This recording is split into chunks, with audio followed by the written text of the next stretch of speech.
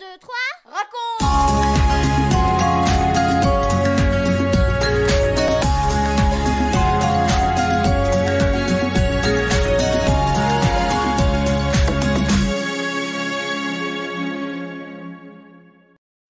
Hey, tu sais pas la nouvelle? C'est la 30e émission 1, 2, 3 raconte.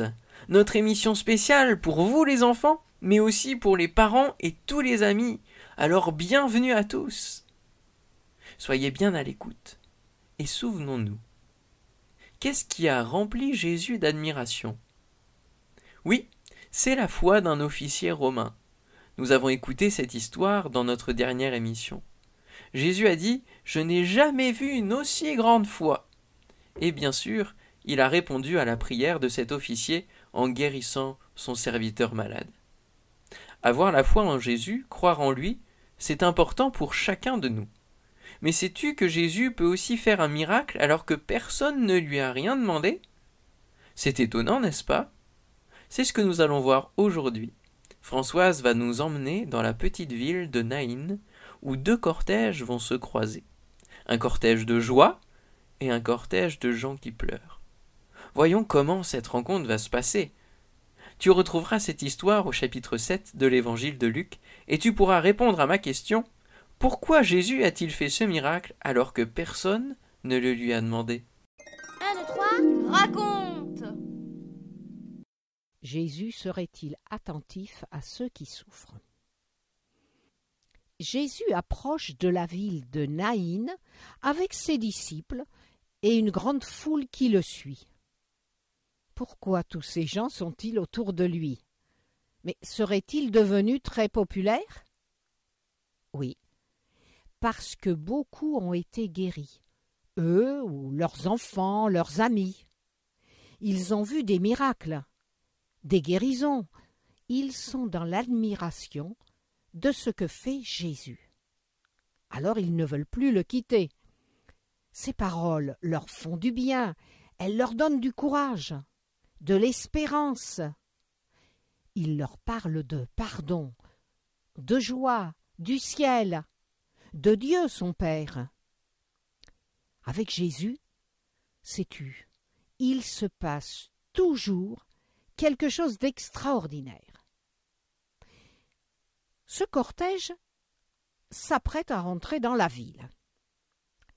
À ce moment-là, un autre cortège sort de la ville. Ce sont des habitants de Naïn, des hommes au visage triste, des femmes en larmes, des jeunes, des vieux, qui marchent lentement en pleurant et en se lamentant. À la tête de ce cortège, une maman effondrée avance péniblement, la tête courbée, elle est en sanglots. Son désespoir est grand. Devant elle, 4 hommes portent une civière sur laquelle est déposé le corps de son fils, enveloppé d'un linge. Il est mort, on va l'enterrer. Quelques femmes parlent entre elles tout doucement. C'est son fils unique. Oui, elle n'a pas d'autre enfant. Et quand tu penses qu'elle est veuve, et oui, elle a déjà perdu son mari, et maintenant voilà que c'est son fils. C'est terrible. Elle se retrouve toute seule. Et oui, ce soir, quand elle va rentrer chez elle, elle sera toute seule, personne à qui parler, personne à embrasser. Et demain, eh bien, elle sera encore seule, et tous les jours à venir. Je me demande comment elle va faire pour vivre, elle n'a rien. Il faut bien qu'elle mange. Moi, je lui apporterai de temps en temps quelque chose, mais ça ne suffira pas. C'est vrai qu'elle n'a pas d'aide, pas d'argent. Elle va être dans une grande pauvreté tout le reste de sa vie. Et puis, il n'y aura personne pour prendre soin d'elle, pour la serrer dans ses bras, la soigner. Elle nous fait vraiment pitié. Elle est dans une telle détresse. À Naïn, tous les gens la connaissent. Alors ils sont venus très nombreux pour l'entourer de leur affection, pour la soutenir. Mais personne ne peut la consoler. Les deux cortèges se rapprochent et maintenant ils vont se croiser. Un cortège de joie avec Jésus et un cortège de souffrance. Maintenant Jésus est tout près de cette femme. Va-t-elle lui demander de l'aide? Peut-être lui adresser une prière, une supplication? Non, elle ne demande rien. Les amis, les voisins qui l'entourent, vont-ils interpeller Jésus? Non, personne ne bouge. Est-ce que le chagrin l'empêche de voir que Jésus est là, tout près d'elle? Jésus s'arrête de marcher.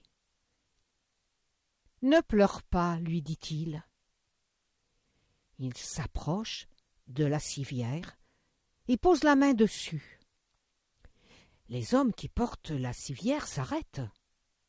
Les deux cortèges s'immobilisent. Plus un mot. Chacun retient sa respiration. Les regards sont fixés sur Jésus. Que va-t-il se passer? « Jeune homme, dit Jésus, je te le dis, lève-toi. » À cet instant, le jeune homme qui était mort entend, voit, il s'assoit et il se met à parler. Jésus le prend par la main et il l'accompagne jusqu'à sa maman. Les gens sont stupéfaits, émerveillés. Les larmes cessent de couler. La maman serre son enfant contre elle. Oui, son fils est bien vivant. Après tant de chagrin, imagine la joie et la reconnaissance de cette maman. Non, Dieu ne l'a pas oubliée. Il l'aime. Il a vu sa souffrance et il l'a consolée.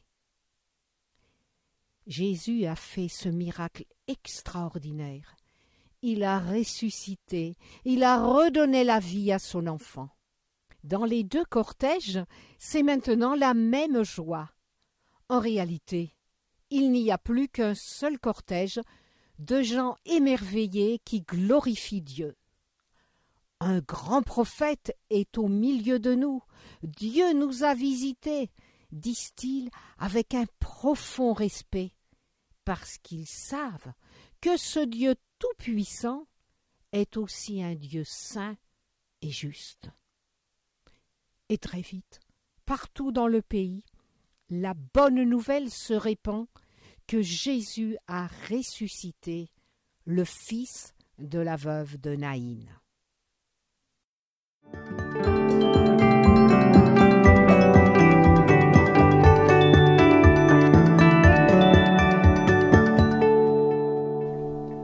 Un, deux, trois, quatre, et toi, et moi. Je trouve cette histoire bouleversante. Et toi, qu'en penses-tu?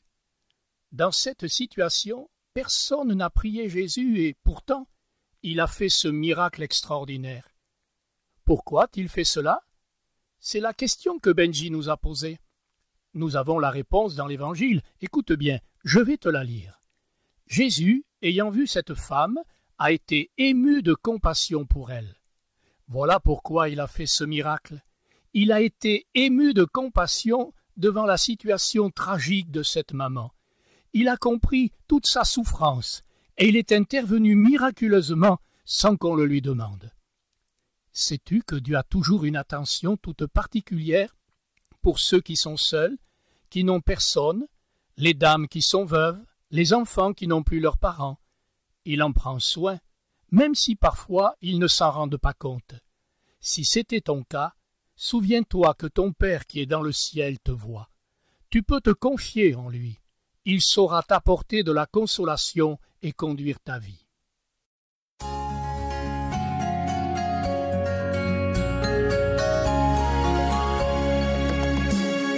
4, 3, 2, 1 et nous les parents. Un chagrin d'enfant, est-ce que c'est grave? À côté de nos soucis, est-ce que c'est sérieux? Quelle attention portons-nous à leur peine? Chaque cœur a ses souffrances.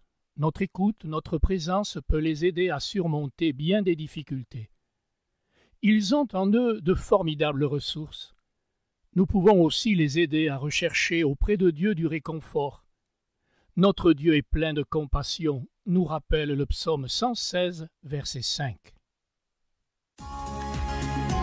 Vous venez de suivre l'émission 1, 2, 3 raconte avec Françoise et Michel Zanellato, Benjamin Lamotte, Céline Girardi, Baptiste Roland, Erwan, Yuna et la collaboration de Vital Radio ainsi que 365histoire.com.